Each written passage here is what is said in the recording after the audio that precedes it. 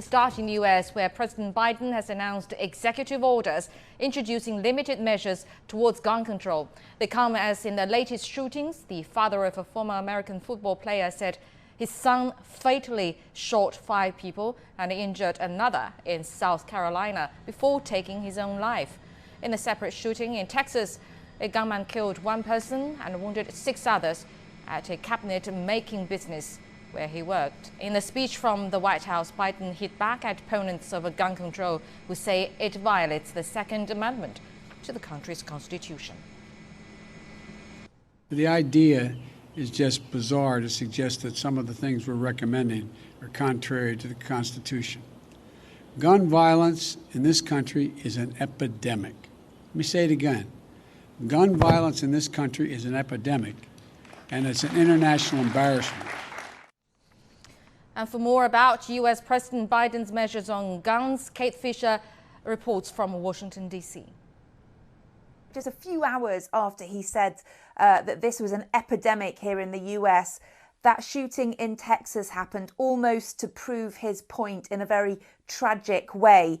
He acknowledged in that speech that there's only so much he can do with executive actions, but the things he's targeting are things like so-called ghost guns, which are kind of self-assembly gun kits which don't have serial numbers and can't be easily tracked. He wants to regulate them.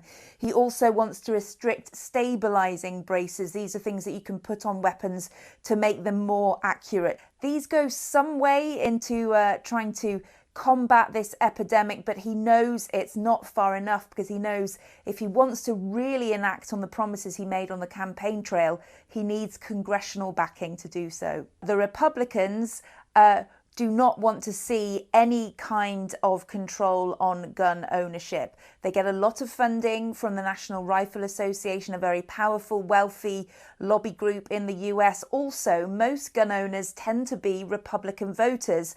And so it's very unlikely that any Republican lawmakers want to rock the boat with, some of their biggest voting base. They don't want to be seen to be denying people Americans the right to have a gun. And it all goes back to the Constitution of the US, which the Second Amendment says that every American has the right to bear arms. And the Americans that like to own a gun feel that any kind of law to any kind of restriction on that is some kind of infringement of their constitutional rights. Well, Biden's measures follow a series of high-profile mass shootings in the country, and they were put front and center an issue which the president pledged to tackle within his first 100 days. CGTN's Timothy Ulrich takes a look at some of the recent attacks. We were at the checkout, and shots just started going off, and I heard the first one shocked me, and the second one I knew for sure it was a shot. A witness to a shooting in Boulder, Colorado late last month. It happened in a supermarket and left 10 dead, including a city police officer. The attack led to calls for gun reform, including from President Biden. I don't need to wait another minute, let alone an hour, to take common sense steps that will save the lives in the future, and to urge my colleagues in the House and Senate to act. Not even a week before the shooting in Boulder, another in Georgia, this time at 3 massage parlors and spas in the Atlanta area. 8 people were killed, 6 of whom were women of Asian descent. The shooting sparked outrage, leading to protests against violence towards Asians. We have lived in the shadows, invisible, overlooked, stereotyped, and relegated as second-class citizens. And now, in the wake of a violent and brutal shooting, white America is still trying to deny our humanity and existence. No matter how you want to spin it, the facts remain the same. This was an attack on the Asian community. The Gun Violence Archive is an online database documenting such incidents. Data provided by the site shows there have been an average of almost 1.4 mass shootings every day in the U.S. since the beginning of this year. The organization defines mass shootings as any incident in which 4 or more people have been injured or killed. Biden's executive actions are just the first steps he says his administration will take in addressing the issue. But he faces a daunting challenge, tackling a problem that's been plaguing the country for years. Timothy Ulrich, CGTN. And for more on this, we have Joseph Gregory Mahoney in Memphis. He's a professor of politics at East China Normal University. Professor, welcome to Global Watch.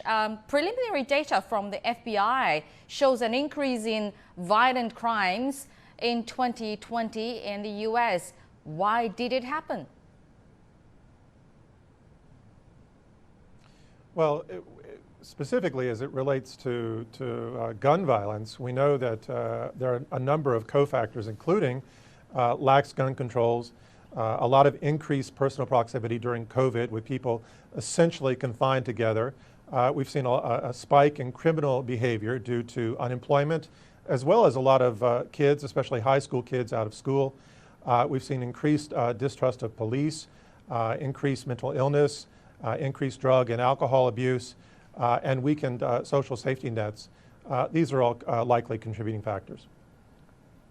Well, the Biden administration has announced 6 initial actions to tackle gun violence, including issuing rules on red flag legislation for states and stopping ghost guns proliferation.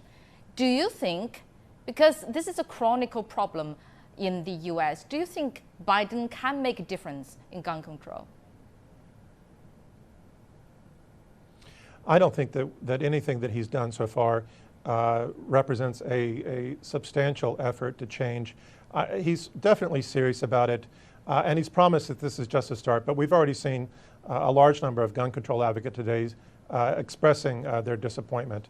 The bottom line is he can't afford to waste political capital on what is currently a hopeless cause when there are so many other pressing issues like containing the pandemic, initiating economic recovery that also require political capital, and which he can likely score some success on.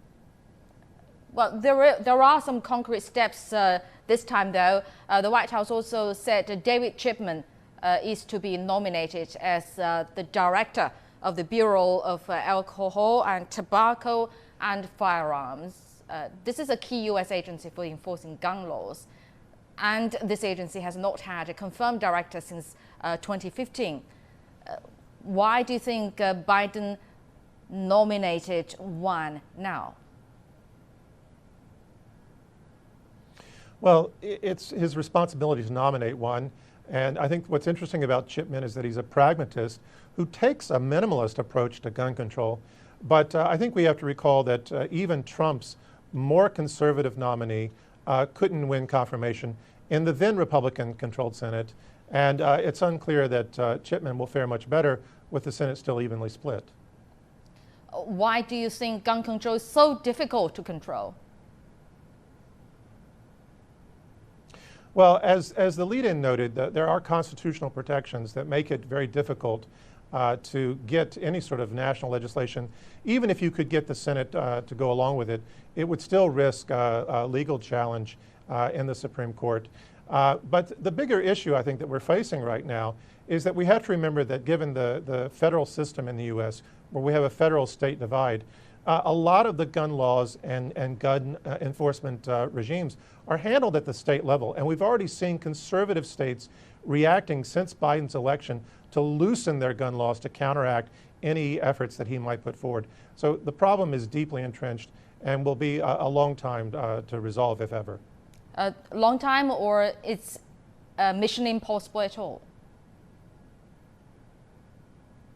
Well, I think at this point it's mission impossible, but you know, I think at some point we might see a generational change and maybe people will wake up and move forward. But I don't think we're going to see it in the next few years at least. But they have the weapon of Second Amendment of the Constitution. Well, you know, it's really difficult to change the Constitution. It's practically impossible at this point, given the polarization that we see throughout the country. And although Biden made this very bold statement saying that the Second Amendment is not sacrosanct, backing that up politically is an impossible task now and in the near term. Thank you very much.